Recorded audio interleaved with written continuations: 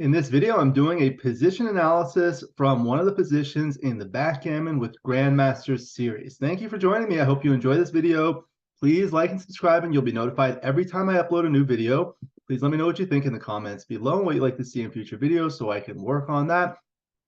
My book, Backgammon Backgame Strategies, is available. There's a link in the description to where you can get it. If you're interested in lessons, please email me. My email address is in the description.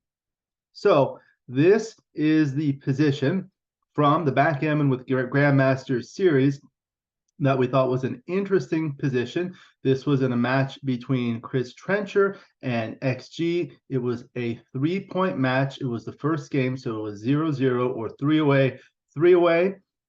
Chris is playing the red checkers at the bottom with the 5-2 to play, and white owns a 2 cube. So pause the video if you would like. Think about how you would play this, and then we'll look at the analysis in a moment.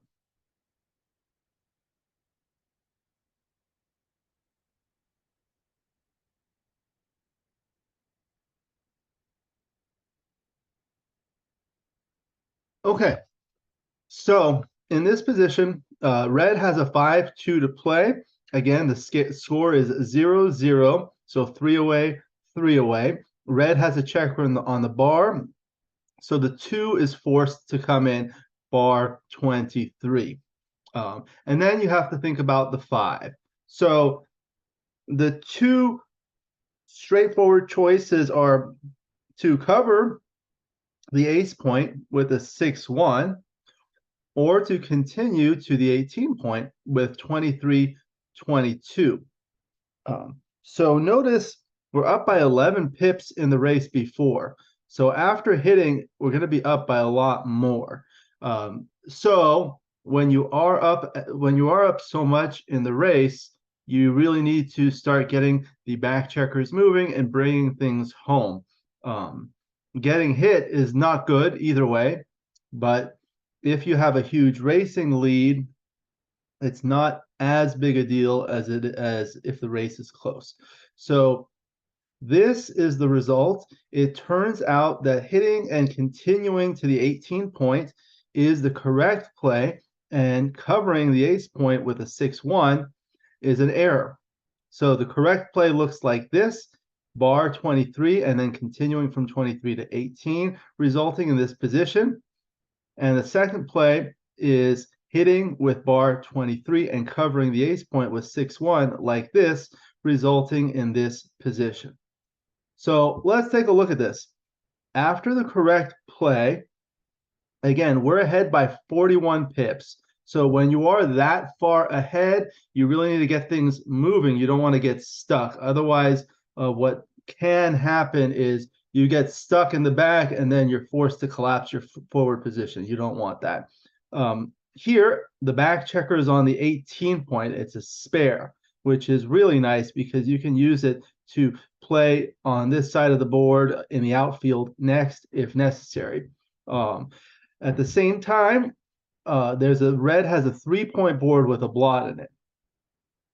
After the second play, now there's a 4-point board without a blot in it, and the back checker is on the 4 point. So what happens is you have bad sixes next. So if you had a 6 to play, you cannot play a 6 from one die off of the 23 point, or the 18 point, or the 8 point. It would have to be from the 7 point to the ace point. Unless you roll a combination like 6-1, you can move from here to here, and other sixes like 6-2, 6-3, 6-4, and 6-5 can be played off here, but then you're going to be leaving this blot here as well as this back checker. So that's what you want to think about. You want to think about your next roll as well, in addition to white's next roll.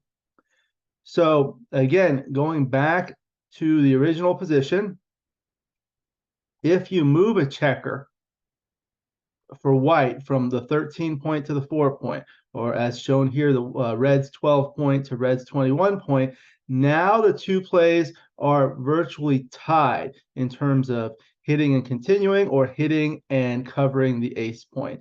And that's for two reasons. One, in part because the race is closer, and second, because white has more entering and covering numbers when you come in. So you want to look at variance and see what changes things. Now, let's go back to, and this is what happens. Now, let's look at the heat map for the top play and for the second play. This is what it looks like, and then this is the difference in the histogram here. Of course, if you do not cover the ace point and white enters with an ace, it's bad. So all the ones are bad. But if you look at this, all the ones are worse if you do not cover the ace point. But if you look here, everything else is better if you play 23 to 18. And then the top swing rolls are over here, 3, 2, 6, 4, 6, 2, and so forth. And we'll look at it on the table. So play A is the top play, hitting and continuing to the 18 point. Play B is the second play, hitting and covering the ace point. So this is how white's rolls play after this. So if white rolls a 3-2, white plays bar 23, 13, 10 after the correct play, but after the second play, it's bar 23, 5, 2. The equity difference between those two is huge. So we'll look at a few of these so you can see exactly what we're talking about. This is the second roll heat map. So these are the rolls for red that are good and bad after the top play and the second play and the difference. The key thing to notice is those sixes that I mentioned are much better. Fives don't play as well, but the sixes are better and they make up for it. So let's take a look. So let's say you make the top play and white rolls a 3-2. It's played like this, bar 23 and 5-2, resulting in this position. However, if you had made the other play, if red had made the other play of bar 23, 6-1, and white rolls a 3-2, white would play bar 23, 5-2, hitting, resulting in this position. So now you're worse off because you have a checker on the bar, white's entered, and you've already made the ace point. So one of the things that I didn't think about too much before this video, but a lot of the times you really don't want to make points behind the anchor if you can help it, because it can end up being a liability because these checkers are now out of play. Now, if white rolls a 6-4 after the top play of playing bar to 18, white plays like this, bar 15, resulting in this position. After the second play, it would be like this, and if he rolled a 6-4, again, it would result in the same position. But now look at what happens when white has this checker here. If red wants to attack, he's going to have to break this anchor, whereas in this case, red can attack without breaking the anchor. So that's important. You don't really want to break this anchor if you have more checkers back, because then that disconnects things, and then it becomes very difficult to bring these checkers home. And this is the third one. When white rolls a 6-2 after the top play, it's forced to come in with the 2, bar 23, and play 8-2, resulting in this position. Had red played the other way and white rolled a 6-2, it's still forced, but now white hits with a 3-point board, and now red has a checker on the bar. So the tips for this play is to think about your objectives. Here, bringing home the back checker with a large racing lead is a priority. You don't want to have a stripped anchor with one checker back, because then if you have to break that anchor, the 2 blots can be attacked in the back. Consider how your opponent's rolls play after both options, including the dancing numbers. And also see how your rolls play next after your opponent plays. In this case, the sixes, because that's what happens. When you have the spare on the 18-point anchor, you can play sixes much better than when there is not. So that was the position analysis from a position from the Backgammon with Grandmasters series. Thank you for joining me. I hope you enjoyed this video. Please like and subscribe, and you'll be notified every time I upload a new video.